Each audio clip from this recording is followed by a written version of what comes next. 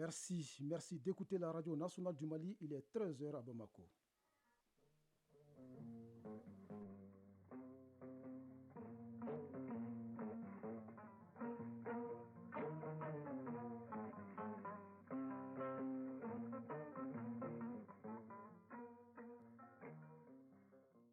Le journal Bourama Traoré. Les titres. Rendre plus opérationnelle l'Alliance des États du Sahel doit être un combat de conviction pour vaincre les sceptiques.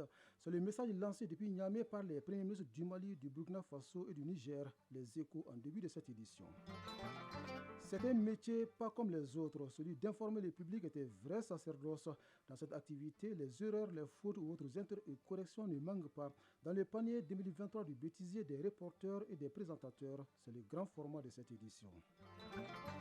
Dans la chronique Initiative citoyenne, on revient sur l'impact de l'intervention de l'Association malienne pour la concorde, l'éducation et la culture islamique sur les conditions de vie des bénéficiaires.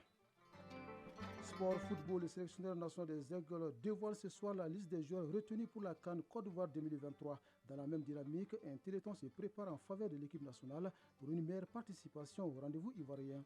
C'est tout pour les titres. Mesdames et messieurs, bonjour et bienvenue dans cette deuxième édition de Mali Actualité.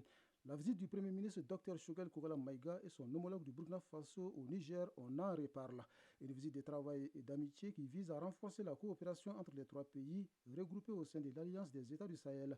Une alliance qui se veut une réponse concrète et durable aux défis qui se posent dans l'espace commun. Les trois chefs de gouvernement ont eu une rencontre dans ce sens. Le commentaire est signé Al-Husseini Touré. Les trois dirigeants ont mis à profit cette visite de travail des premiers ministres du Mali et du Burkina Faso pour exprimer leur volonté de renforcer leur organisation commune.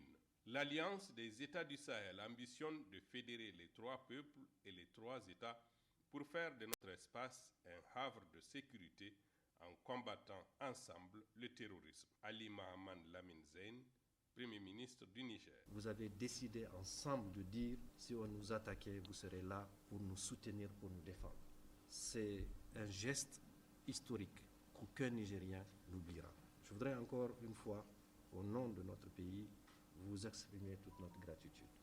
Depuis le 26 juillet dernier, nos trois pays se sont retrouvés et poursuivre ensemble la route longue, difficile, parce que parsemée d'obstacles multiples et variés pour la reconquête de leur souveraineté et de leur indépendance. La vraie, celle qui leur permet de décider par eux-mêmes et pour eux-mêmes, aussi bien de leurs choix économiques, politiques et socio-culturels. Joachim Kielem de Tambela, Premier ministre du Burkina Faso. Nous devons avancer ensemble.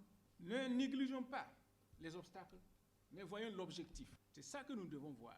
Quand je vois le combat que j'ai eu à mener en peu de temps, et que nous avons réussi à étouffer les voix discordantes qui étaient contre la fédération. Quand c'était entre nous et le Mali, je suis sûr que si nous menons ce combat-là à trois encore, avec détermination, nous allons vaincre les sceptiques. Donc nous devons mener ce combat-là de conviction. Docteur Choguel Kokala Maïga, Premier ministre. Je voudrais saluer le peuple nigérien, le peuple malien, le peuple burkinabé, pour avoir décidé quelque chose de très sérieux dans l'histoire de l'Afrique. La création de l'Alliance des États du Sahel.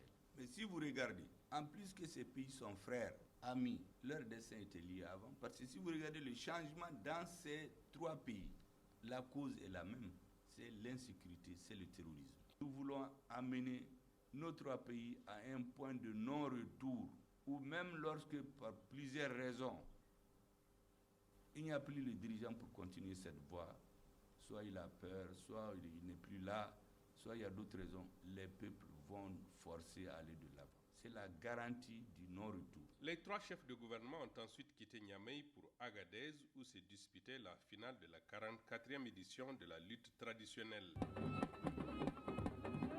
La lutte traditionnelle, il faut le rappeler, est le sport roi au Niger et tout a été mis en œuvre pour assurer une belle fête auréolée par les remises de prix aux champions de toutes les catégories. Les trois premiers ministres ont ensuite rendu visite au sultan d'Agadez chefs traditionnels et autorités morales de toute la région. Les chefs de gouvernement et leurs délégations ont ensuite visité la mosquée d'Agadez, construite par l'empereur Askia Mohamed lors de son pèlerinage à la Mecque vers 1500 et haute de 27 mètres, constituant ainsi le plus grand édifice en terre battue au monde.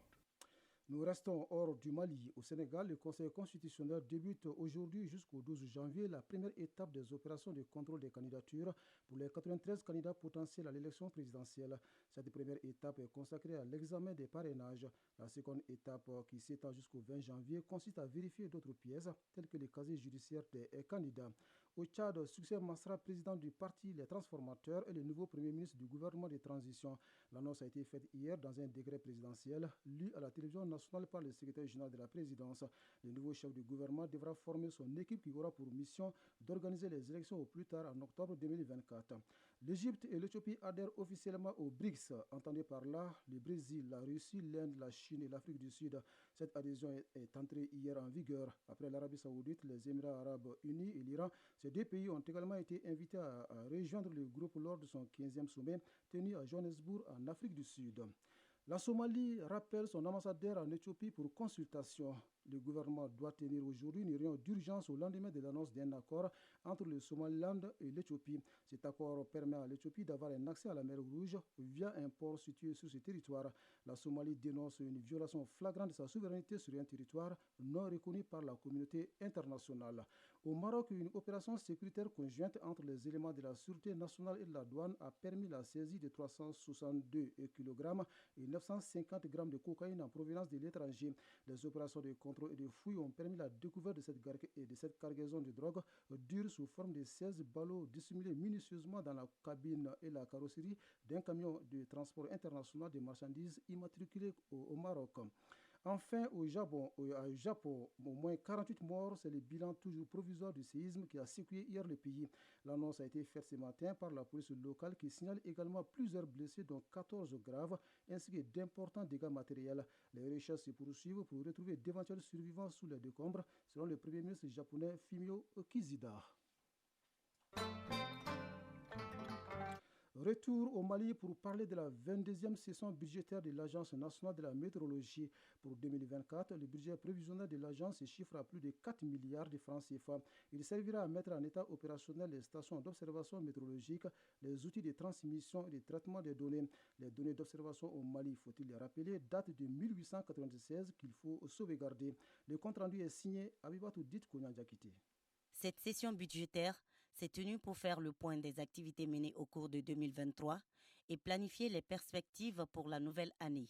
Djibrila Ariabongana Maïga, directeur général de Mali Météo. Le budget prévisionnel de 2024 tourne autour de 4 milliards 600 et ces activités sont destinées essentiellement à mettre en état opérationnel les infrastructures de base, ça veut dire les stations d'observation météorologique, les outils de transmission et de traitement de données et essayer aussi de faire face à faire revenir l'observation dans les parties nord du pays. Il y a beaucoup de stations qui ont été détruites, donc il faudrait faire la réhabilitation des stations, installer de nouveaux équipements pour que tout le pays soit couvert en observation météo. Les données d'observation au Mali datent de 1896, donc c'est beaucoup de données qu'il faut sauvegarder. De la qualité dans les prévisions pour fournir aux utilisateurs des services météo et climat de bonne qualité afin de renforcer la résilience climatique. Dambélé Madina Sissoko, présidente du conseil d'administration de Mali Météo.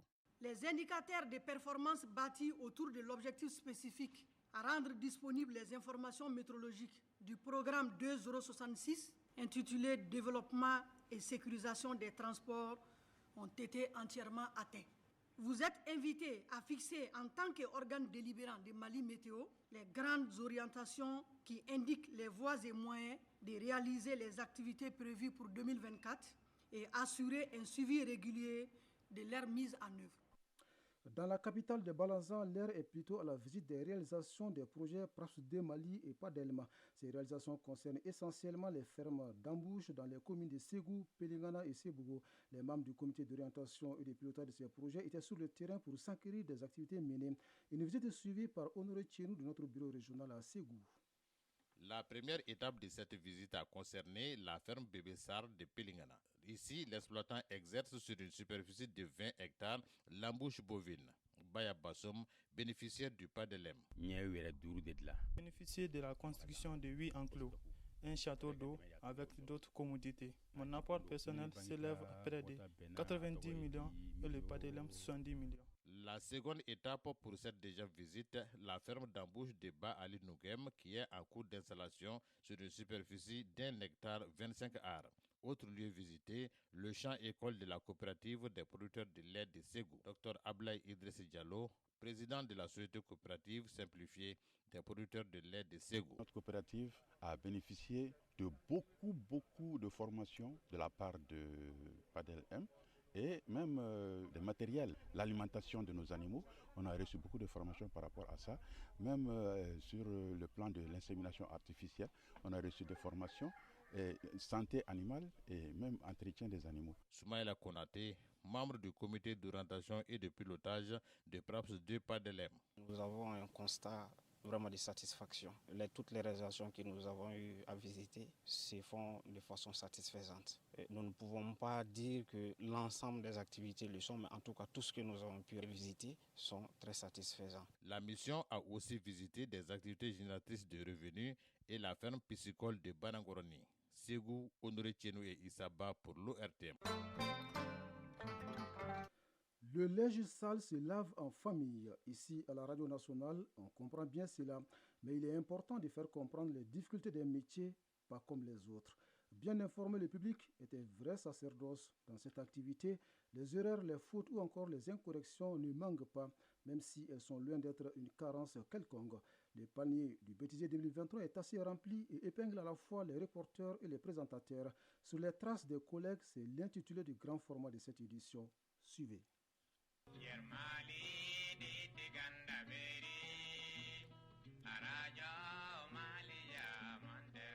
De Radio Mali à l'ORTM, le mérite de la chaîne nationale est reconnu et chanté par les artistes maliens.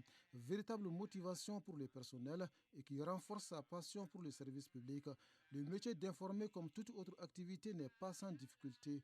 Preuve, dans le filet du bêtisier 2023, beaucoup de reporters et de présentateurs, à l'image de ses collègues pris dans une mauvaise liaison. Les 4 équipes qui accéderont en demi-finale seront automatiquement qualifiées pour la Coupe du Monde de la catégorie. La bonne formule, c'est 4 équipes et 7 autres collègues qui emploient le masculin à la place du féminin.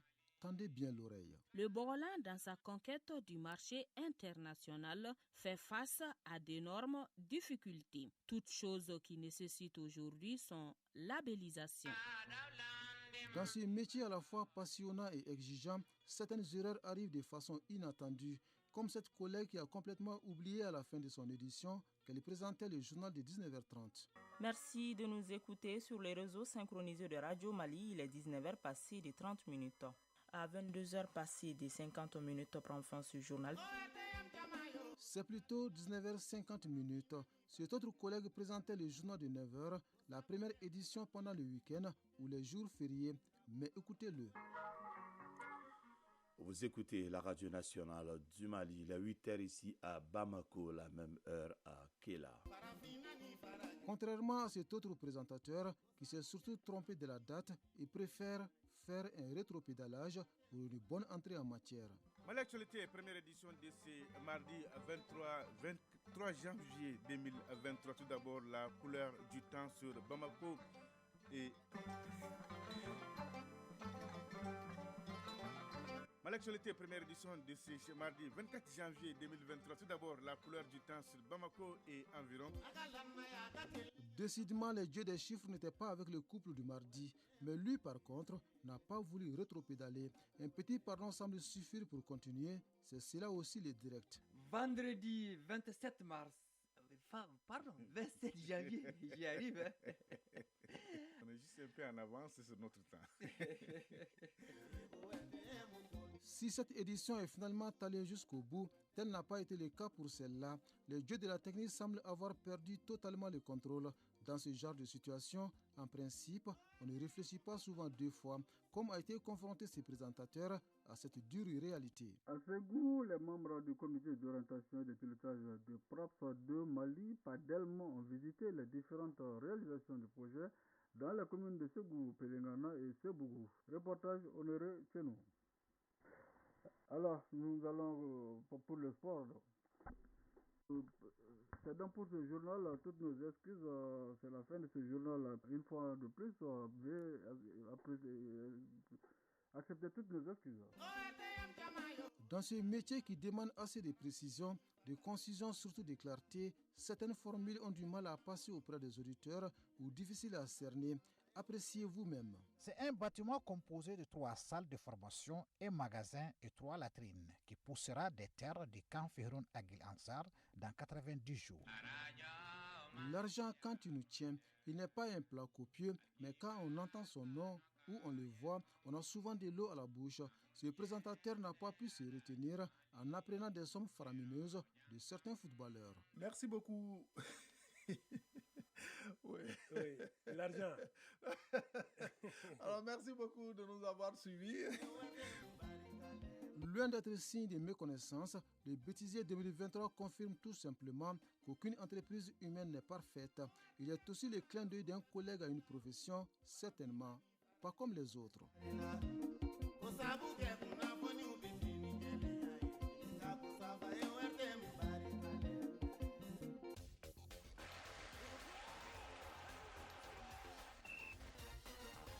Ce générique annonce donc la page sport. Pour l'animé, je reçois Siragatou Sissé. Bonjour. Bonjour, Brahma Traoré. La CAN Côte d'Ivoire 2023, c'est dans 11 jours exactement, puisqu'elle débute le 13 janvier. Dans le nid des aigles, on attend avec impatience la liste des aigles retenus pour la compétition.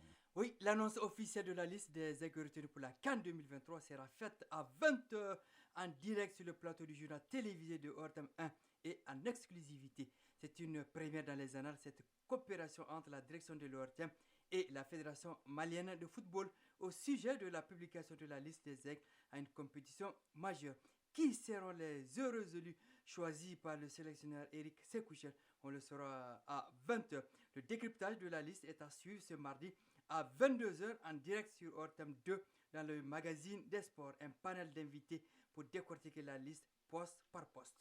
Toujours dans le cadre de la CAN en Côte d'Ivoire, un téléthon se prépare en faveur des aigles du Mali. Il aura lieu le samedi 6 janvier 2024 à l'hôtel de l'Amitié. C'est une initiative de la Commission nationale d'organisation et de mobilisation des aigles du Mali. Auparavant, une conférence de presse est prévue ce mardi à 15h à la cantine de l'Ortem.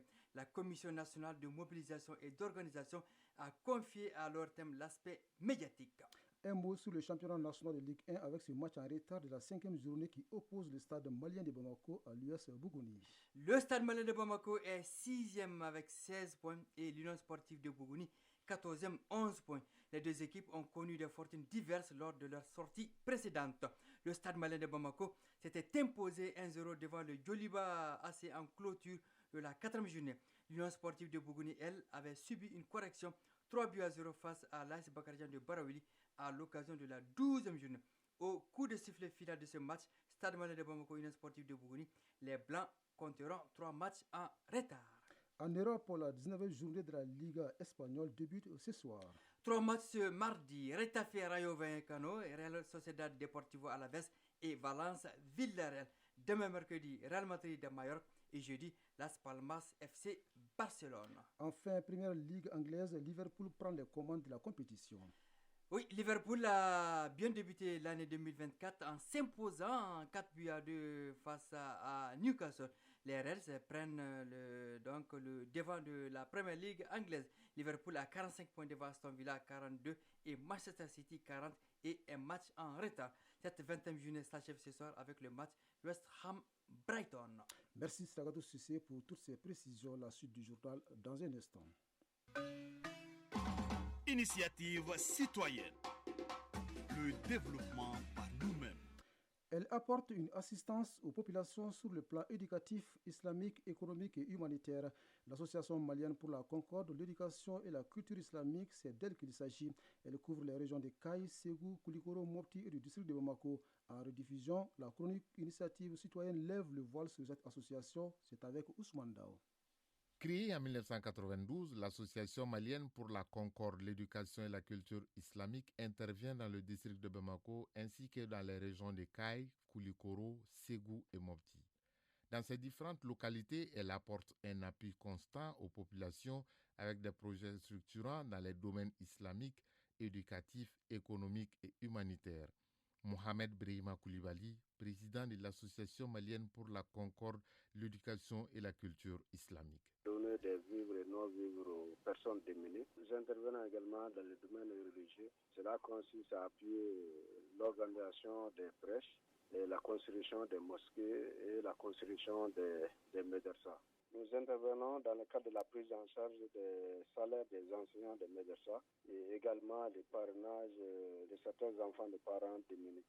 C'est-à-dire la prise en charge des frais de scolarité de ces enfants. Identifier les groupements de jeunes et de femmes démunies, les formons, et après ça, nous les orientons vers les CME financiers décentralisés, les caisses d'épargne de crédit. Nous intervenons également dans le domaine de l'hydraulique. Cela consiste à la réalisation des forages et des actions d'eau au profit des populations.